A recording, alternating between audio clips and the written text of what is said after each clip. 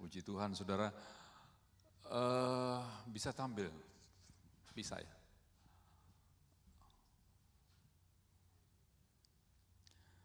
Dua minggu yang lalu saya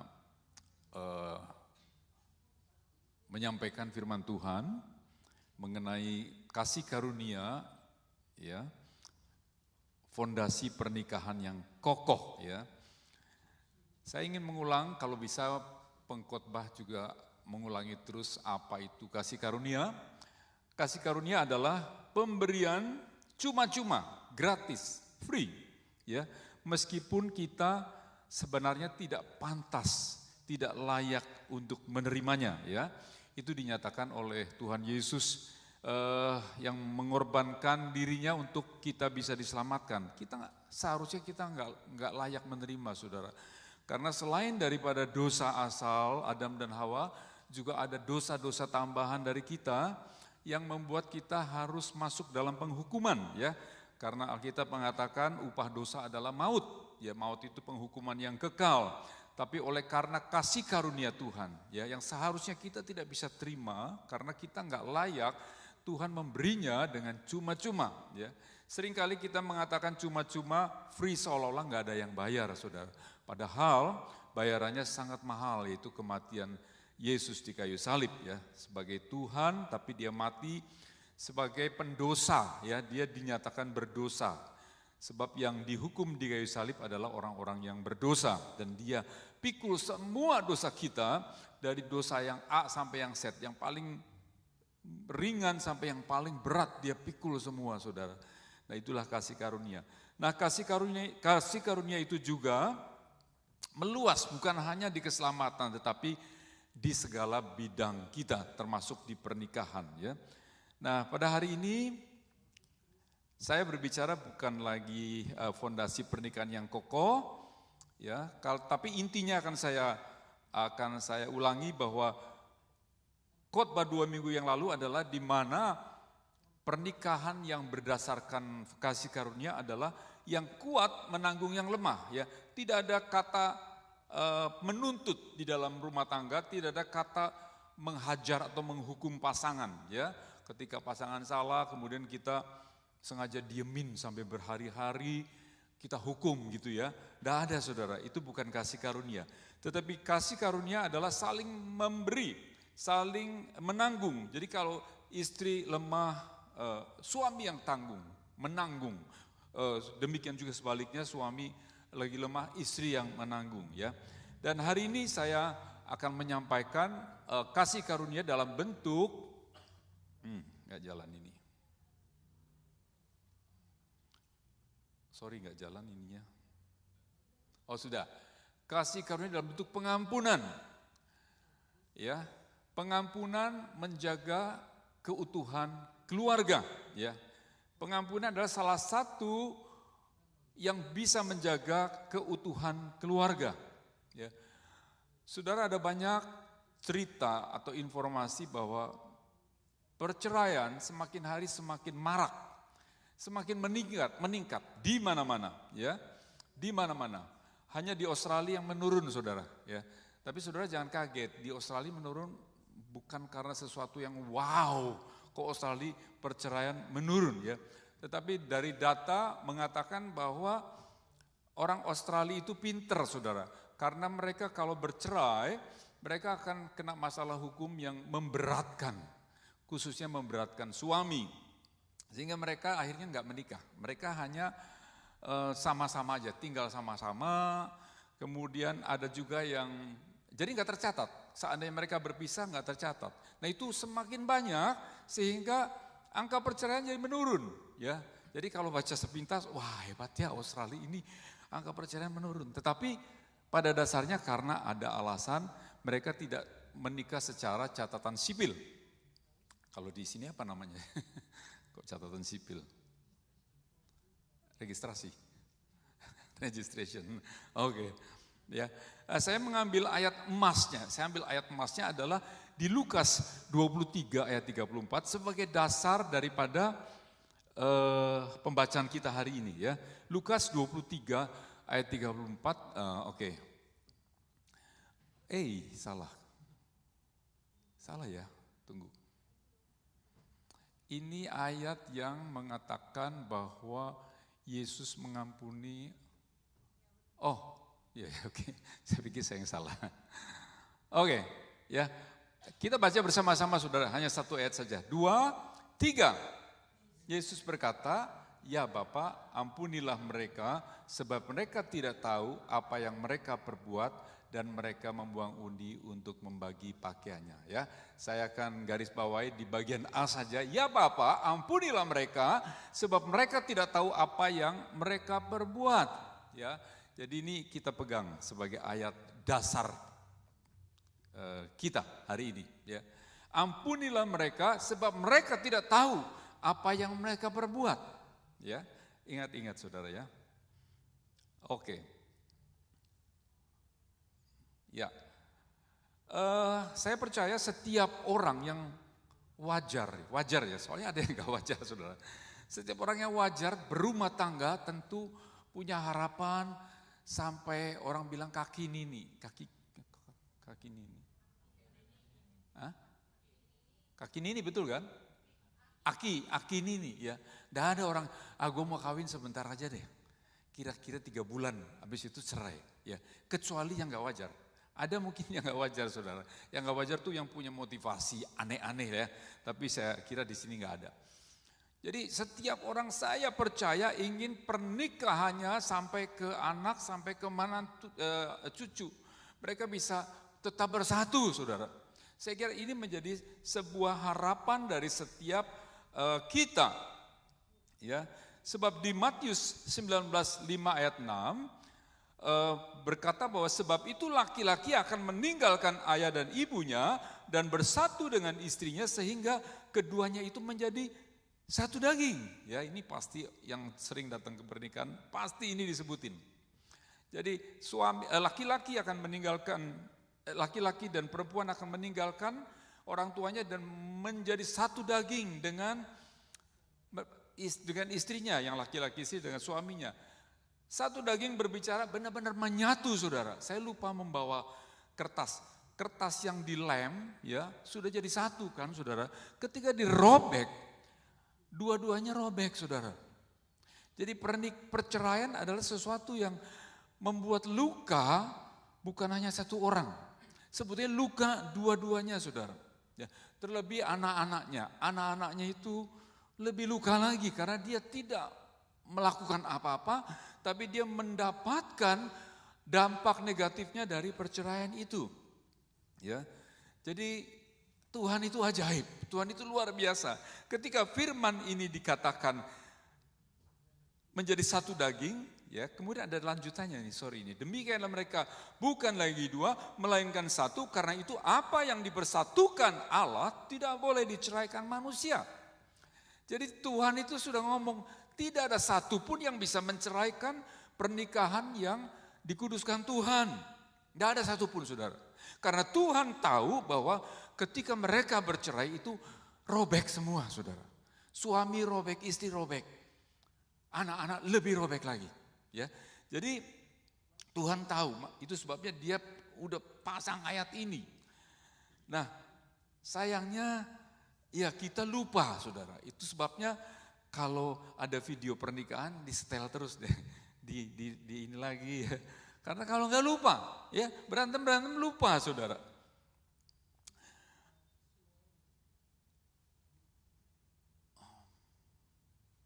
Oke.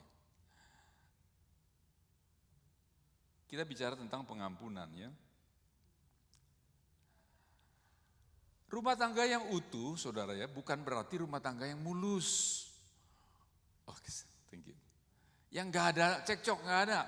2 minggu lalu, ya Lani bantu saya, katanya kalau nggak, thank you.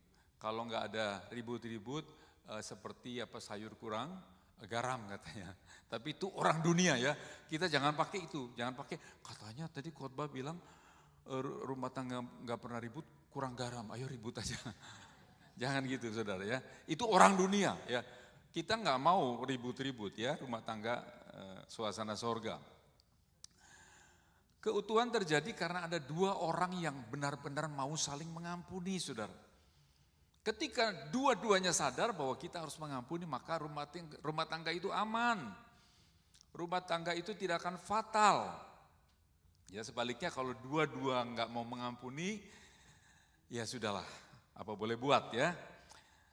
Tanpa pengampunan, bicara tentang pengampunan, luka yang kecil ya, luka yang cuman sedikit aja, kemudian akan menumpuk karena tidak ada pengampunan, sehingga menjadi sebuah bom waktu, sebuah kefatalan, menjadi fatal dan tahu-tahu sudah hancurlah pernikahan itu ya. Dan lucunya di Australia ini perceraian bukan di usia muda loh saudara. Menurut data 50 ke atas. Jadi saudara tuh hati-hati yang baru masih belum 50 tuh hati-hati loh ya. Bukan berarti ya kita berdoa ya. Tapi lucunya bahkan ada keluarga yang tahu-tahu pulang si istri nggak ada di rumah. Ya. Dan cuma ninggalin surat. Dia bilang it is enough for me. Tinggalin. Jadi rupanya kenapa di usia 50 dan 60 baru bercerai? Mereka bertahan demi anak saudara. Ketika anak itu sudah menjadi dewasa, it's time for me to live. Gitu. Ya, si suami sampai stresnya bukan main. Benar, ini kejadian saudara. Dan ini orang Indonesia, bukan di gereja ini, bukan di teman-teman kita. Tapi saya kenal orangnya. Dan dia bilang kagetnya bukan main. Dia pulang dari Indo, sampai di rumah tahu-tahu hanya ada surat. It's time for me to live. Gitu loh. Oke. Jadi rumah tangga bukannya enggak berantem, ada berantem, tapi yang penting ada satu yaitu pengampunan, saudara. Nah, kita sudah diajar untuk mengampuni. Berapa khotbah yang suka menyampaikan tentang pengampunan, tetapi pengampunan itu jujur ngomong lebih mudah untuk dikatakan daripada dilakukan. Enggak gampang saudara untuk mengampuni ya. Ya Pak ya saudara? Bilang ya, mesti tegas kayak Ibu Flora nih, ya itu loh. Ya Pak ya? Hah? Ya biar senang. Iya, gampang ngomong gampang, saya juga mungkin gampang ngomong saudara. Tetapi ketika harus mengampuni, enggak mudah ya. Kita harus jujur ya. Namun saat pengampunan kita berikan kepada pasangan kita, kepada orang yang kita melukai kita ya, maka saudara akan melihat ada sesuatu yang ajaib ya, ada sesuatu yang luar biasa yang saudara bisa alami ya. Oke, saya mau lanjut dulu. Oh, nomor 1 belum ya. Oke, lalu mengapa harus mengampuni? Mengapa Tuhan menyuruh kita mengampuni gitu. Sudah tahu itu berat, itu enggak gampang dan itu benar-benar sulit untuk dilakukan oleh manusia untuk mengampuni orang yang sangat melukai. Terlebih orang dekat saudara ya. Kalau teman jauh banget itu melukai it's okay lah. Thank you William. It's okay. Tapi kalau teman dekat ya, orang bilang musuh dalam selimut, aduh susah sekali. Susah sekali untuk mengampuni ya. Nah, mengapa sih harus mengampuni? Ya kita akan melihat tadi yang pertama ini. Yang pertama mengampuni adalah sebuah keputusan untuk taat kepada Tuhan. Whatever saudara, perasaan saudara seperti apa, mau rela enggak rela. Tapi sebenarnya ketika saudara dan saya mengampuni orang yang melukai kita, kita sedang melakukan ketaatan kepada Tuhan. Ya, loh kok bisa? Iya. Karena saya bacakan saja.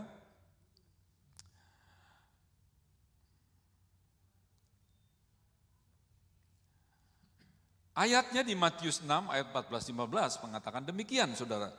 Yesus menegaskan bahwa jika kita mengampuni orang lain, Bapa di sorga juga akan mengampuni kita.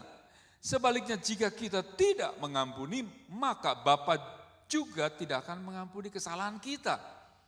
Jadi tegas sekali ini Tuhan mengatakan bahwa ketika kita tidak mengampuni orang yang bersalah kepada kita, maka kita juga tidak diampuni dosanya. Dosa kita masih tercatat di sorga. Jadi ini enggak main-main Tuhan Yesus mengatakan ya. Ada kisah juga di Matius 18, 23, 25, enggak usah kita baca karena ayatnya panjang. Yaitu seorang raja yang munahkan apa sih kok jadi munahkan? Apa ya?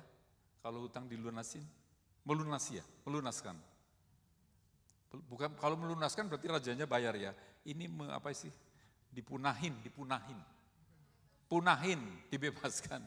Ya, kerajaan sorga seperti seorang raja yang sedang membebaskan satu orang yang berhutang besar. Hutangnya besar sekali. Orang itu gak sanggup bayar. Akhirnya raja itu katakan, oke, saya bebaskan hutang kamu. Nah, setelah orang itu dibebaskan, baru keluar dari hadapan raja, dia bertemu dengan orang yang berhutang kepada dia, yang hanya kecil, ya. Yang pertama tadi 1000 dinar, ya, yang hutangnya banyak sekali, sedangkan yang hutang sama orang itu tuh cuma 100 dinar, saudara. Kalau diperbandingkan antara 1000 dinar dan 100 dinar, 100 dinar saat itu kerja 3 bulan bisa dapat 100 dinar. Tetapi 100 dinar sama talenta. Tetapi kalau talenta, 1000 talenta itu adalah kerja 160 juta hari, saudara. Ya, itu bicara tentang kerajaan orang yang berhutang dosa yang tidak akan bisa ditebus. Bayangkan saudara kerja 160 juta hari, gimana caranya? Jadi dosa itu sangat besar sehingga tidak ada satupun yang bisa menebus kecuali Yesus. Ya, jadi gambarannya adalah Yesus sudah mengampuni dosa saudara yang segitu banyaknya, tetapi kita tidak mau mengampuni orang yang hanya bersalah kecil kepada kita, maka Tuhan tidak mau itu terjadi, saudara. Tuhan mau kita mengampuni. Itu sebabnya mengampuni adalah lifestyle orang Kristen. Kalau saudara tidak mengampuni, maka orang akan mencibir saudara. Loh, katanya orang Kristen, tapi kok gak bisa ngampuni? Itu harus diterima kalau ada yang ngomong kayak gitu, saudara. Sebab memang sebagai anak Tuhan, kita harus bisa mengampuni orang yang bersalah kepada kita. Dan bahkan ayat mas kita tadi mengatakan, orang yang tidak bersalah, orang yang tidak tahu pun Tuhan ampuni. Yang tidak tahu bahwa itu bersalah apa enggak, Tuhan ampuni. Jadi yang pertama adalah mengampuni adalah keputusan untuk taat. Saudara mau taat enggak? Bukan masalah, aduh gua mau bertimbang-timbang inilah, perlu diampuni enggak orang ini ya, nanti bagaimana, enggak. Urusannya sama Tuhan. Saudara mau taat atau enggak sama Tuhan ya? Tapi saya percaya saudara dan saya yang sudah diampuni dosanya, kita akan taat kepada Tuhan ya. Oke. Kemudian yang kedua, saudara. Mengampuni seringkali orang pikir enak banget ini, orang udah nyakitin gua, udah nginjek-nginjek saya, udah pokoknya bleeding kok diampuni, gak bisa. Kemarin ada yang kirim ke saya satu kata-kata bijak ya, yang cukup bagus, yang mengatakan lucu sekali sih. Dia bilang, saya lupa nih, ini orangnya ada yang ngirim di sini. Orangnya di sini ngirim ke saya. Bahwa orang yang melukai ya, kita seperti orang mengiris bawang. Ya. Kalau kita ngiris bawang, yang nangis siapa, saudara? Bawangnya atau orangnya? Yang ngiris kan? Ya. Jadi di situ dikatakan bahwa ketika kita melukai orang, ya, sebenarnya yang susah adalah kita. Ya. Itu sama dengan yang 2 minggu lalu, ketika kita lukai pasangan kita, istri kita, suami kita yang sakit sebetulnya. Kalau kita sadar ya, kita waras nih ya, kita yang sakit. Ya, ketika saya menyinggung Yoki, saya sakit. Ya, karena dia tulang rusuk saya yang sakit, saudara. Nah, tapi orang ini cerdas, saudara, dia ngomong begini, kalau saya sih, orang ada yang, ini bercanda bukan dia begitu. Kalau saya, ada orang nyakitin saya, orang yang nyakitin saya bikin nangis katanya. Saya bilang, wow luar biasa. Bercanda tapi dia ya. Nah, seringkali mengampuni kita malas saudara, karena enak aja gitu loh. Gue udah setengah mati disakiti, kok gue harus mengampuni? Gak bisa ya. Enak aja, gak bisa ya. Nah, sebenarnya statement ini adalah yang benar. Mengampuni adalah keuntungan bagi diri kita sendiri. Bukan bagi orang yang bersalah saudara. Kita sering dengar bahwa kalau ada kita bermusuhan dengan si A katakan, ya, si A itu menyakitin kita. Kita marah, kita nggak bisa tidur, si A-nya tidur bulat saudara. Kita mau makan ingat si A-nya makan enak. Rugi banget saudara. Ya. Ternyata mengampuni juga sangat penting untuk kesehatan kita. Ketika saudara dan saya memendam satu kepahitan, kemarahan, ya, secara medis ya, maka kelenjar adrenal ya, akan mengeluarkan hormon kortisol. Untuk apa saudara? Hormon kortisol itu sebenarnya berguna untuk membackup organ tubuh. Ya waktu kita marah, kita mulai jantungnya nah, ketika jantung itu berdegup itu perlu support gula. Nah, kortisol ini menginstruksikan liver bantu support itu gula kepada jantung, kepada otak ya. Nah, sayangnya ketika kita kepahitan terus, si kortisol ini diproduksi terus nih. Dan sesuatu yang berlebihan justru tidak baik saudara. Sehingga tubuh terjadi inflamasi ya. Makanya ada cancer saudara ya. Sekarang cancer bisa dideteksi bahwa kalau breast cancer itu kemungkinan kepahitannya dari apa? Kalau peranakan apa ini? Rahim, kanker rahim katanya dari apa? Katanya begitu saudara. Ada kepahitan-kepahitan yang sangat spesifik yang mengakibatkan cancer. Ya, tapi saya bukan kepahitan saudara. Jangan nanti saudara, jangan-jangan kepahitan ini. Kemanisan. Saya bukan kepahitan ya. Saya ada alasan itu, ada alasan lain. Jadi kita rugi sekali saudara. Ketika kita marah, kita menyimpan kemarahan, kita pahit, kita rugi. Yang bikin marah sehat-sehat saudara. Kita aja enak, kitanya pusing-pusing ya. Kemudian kita habis energi. Siang malam yang dipikirin orang itu, gue kesel. Ada cerita, orang yang kesal dengan barang yang diberikan. Orang itu memberi barang atau membeli saya lupa. Kemudian kesel sama orang itu. Akhirnya barang itu disimpan gak boleh kelihatan saudara. Sebab kalau kelihatan dia jengkel lagi. Marah lagi. Ketika lihat barang marah lagi saudara. Jadi hidupnya dikuasai oleh kemarahan. Ya. Mengampuni sebenarnya bagus sekali saudara. Ketika kita mengampuni, maka kita lebih sehat, ya, lebih gembira, ya, hidupnya lebih baik. Jadi sangat rugi kalau kita tidak mengampuni orang yang bersalah kepada kita, ya. Itu yang kedua.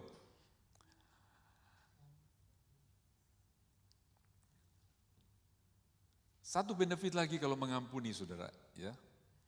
Ketika kita mengampuni orang, kita sebenarnya sedang mengubah orang, ya.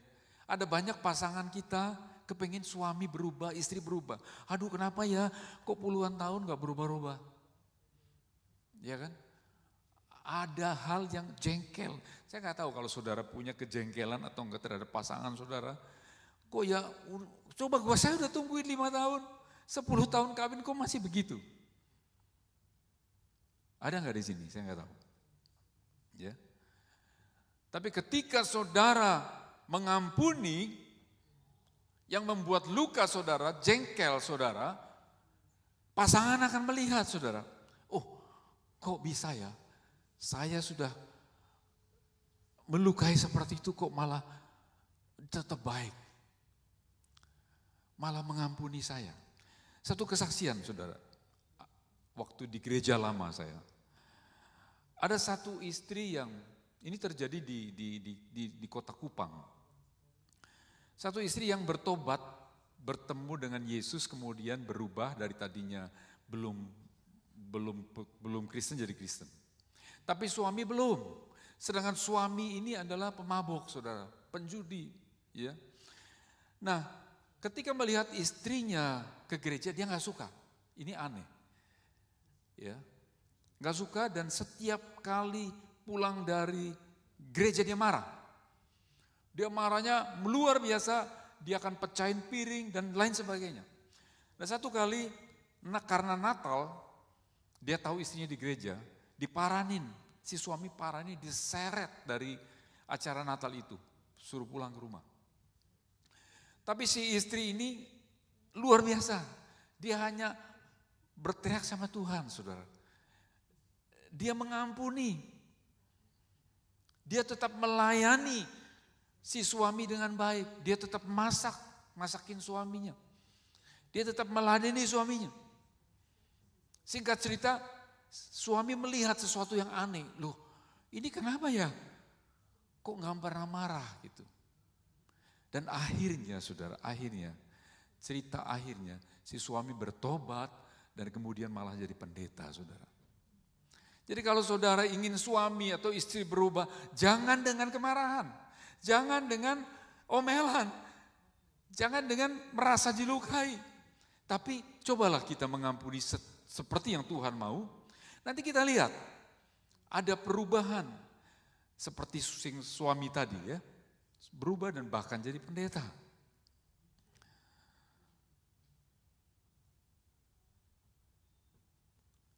Ya ini sebetulnya. Mengampuni memberi jalan bagi orang lain untuk berubah. Ya kalau saudara ingin pasangan berubah, maka saudara ampuni dia.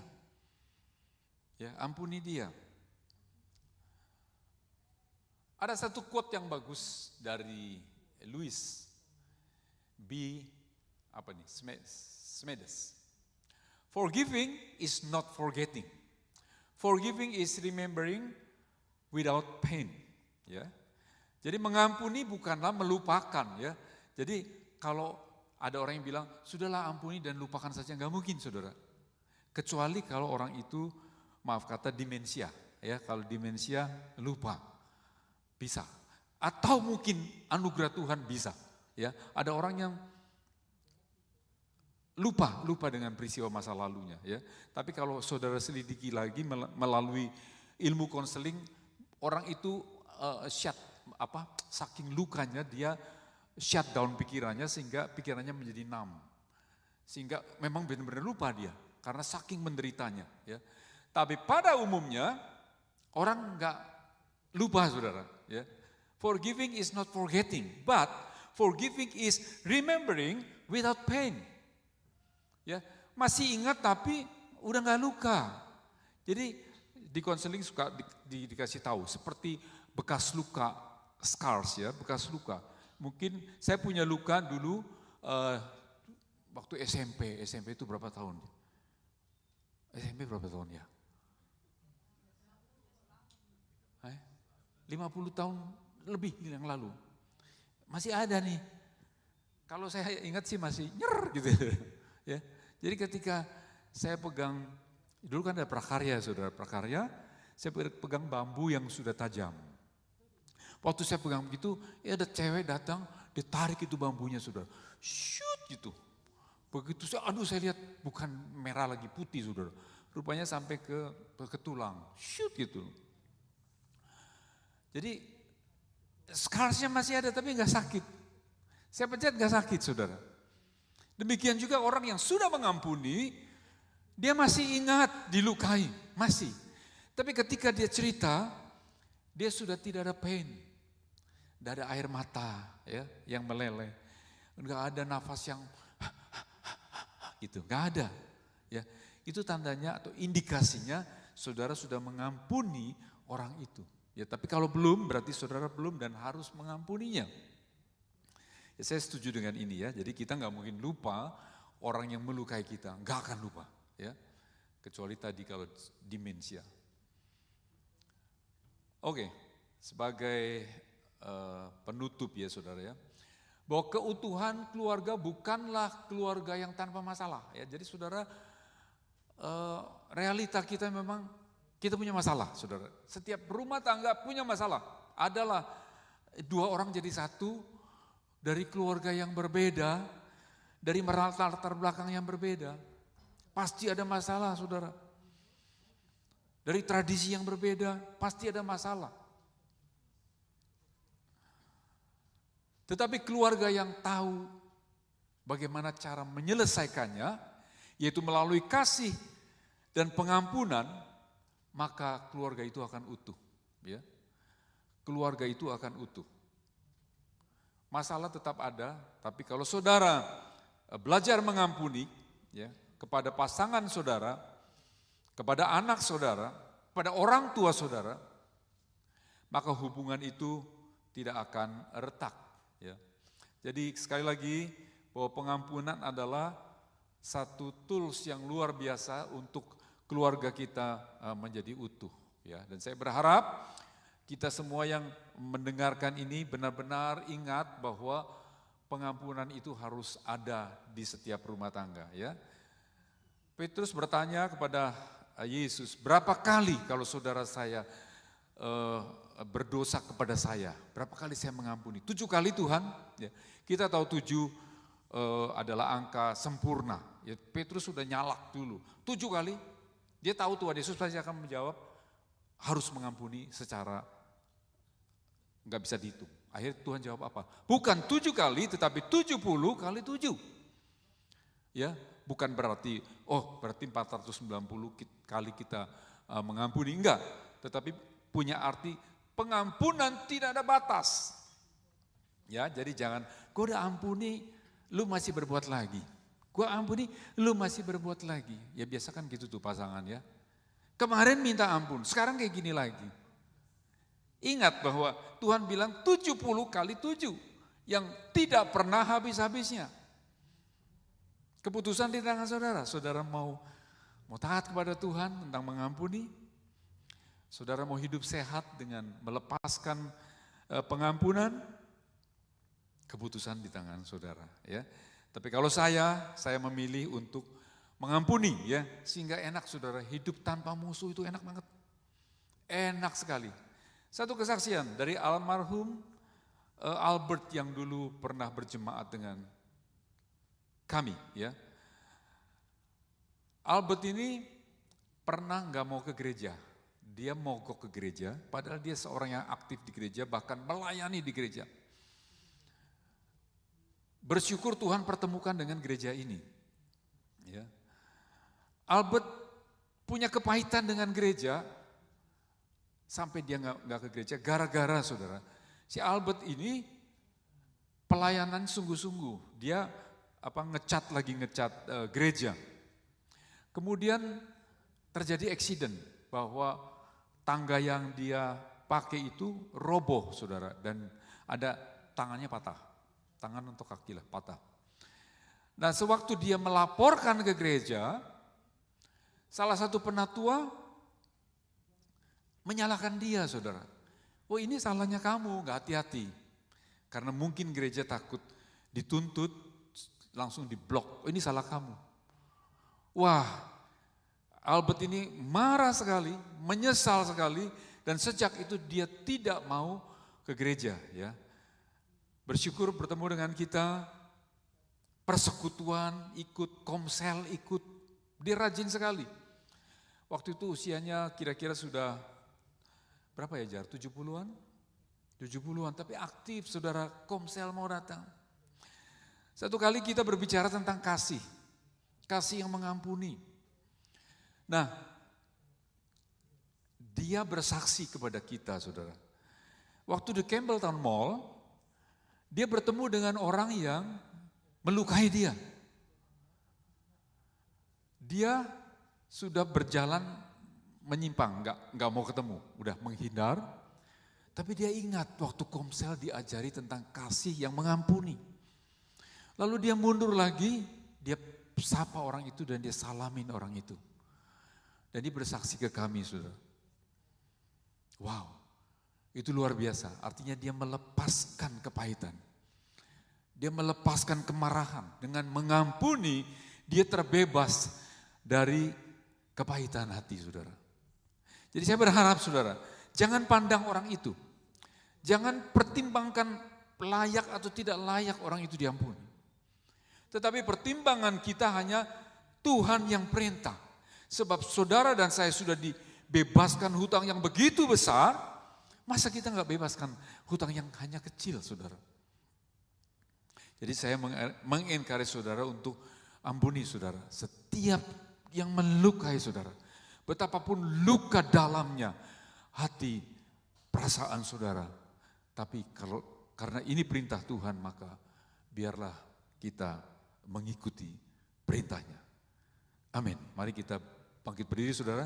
Kita akan